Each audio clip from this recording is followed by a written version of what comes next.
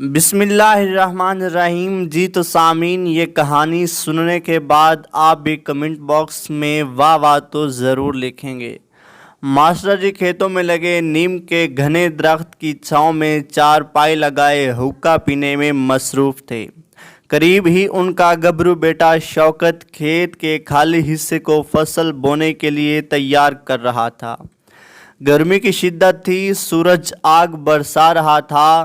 اس گرمی کی شدت میں بھی شوکت مسلسل زمین پر کام کر رہا تھا۔ اس دوران وہ بار بار اپنے کندھے پر پڑے رومال سے چہرے سے بہنے والا پسینہ صاف کرتا۔ ماسٹر جی یہ سب کچھ خاصی دیر سے دیکھ رہے تھے۔ انہوں نے اپنے بیٹے شوکت کو آواز دی، بیٹا بس کرو، گھر جاؤ، شدید گرمی ہے، کہیں بیمار نہ ہو جانا۔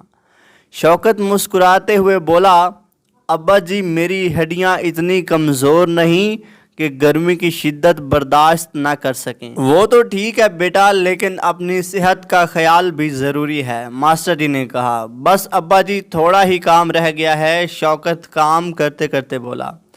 بیٹا باقی کام کل کر لینا، اپنے جسم کو آرام لینے دو، ماسٹر جی سنجیدگی سے بولے۔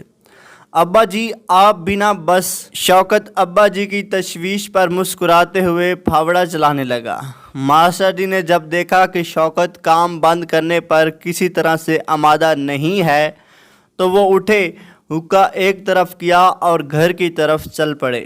واپسی پر ان کا پوتا یعنی شوکت کا 7 سالہ بیٹا محمد فیضان ان کے ساتھ تھا۔ ماسٹر جی نے اپنے پوتے کو تپتی دھوپ میں کھڑا کیا اور خود درخت کی چھاؤں میں بیٹھ گئے۔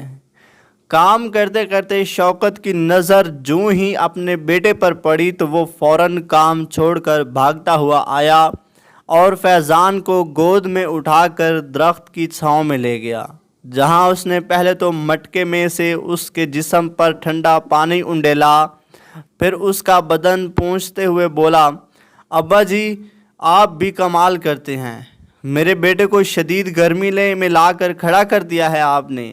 اگر اسے کچھ ہو جاتا تو میرا کیا ہوتا؟ آپ کو کچھ تو اندازہ ہونا چاہیے کہ میں اس سے کتنا پیار کرتا ہوں، شوکت نے شکایتی انداز میں کہا، اور پھر بہت دیر تک فیضان کو پیار کرتا رہا۔ یہ دیکھ کر ماسٹر نے کہا، دیکھا بیٹا، تم اپنے بیٹے کو کچھ دیر تک تیز دھوپ میں کھڑا نہ دیکھ سکے اور اس کی صحت کے بارے میں تمہیں کتنی فکر لاحق ہو گئی۔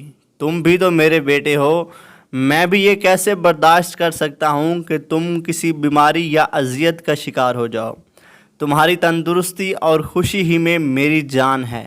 یہ سن کر شوکت کی آنکھوں میں نمی تیرنے لگی اور پھر وہ ابا جی کے قدموں میں بیٹھ کر ان کے پاؤں دبانے لگا۔ پھر اس نے اپنا سر ابا جی کی گود میں رکھ کر آنکھیں بند کر لی۔ ماسٹر جی بھی اس کے سر پر ہاتھ پھیرنے لگے۔ تو ویڈیو اچھی لگی ہو تو ویڈیو کو لائک اور چینل کو سبسکرائب ضرور کیجیے گا، اور ہو سکے تو اپنے دوستوں کے ساتھ بھی اسے شیئر ضرور کیجیے گا۔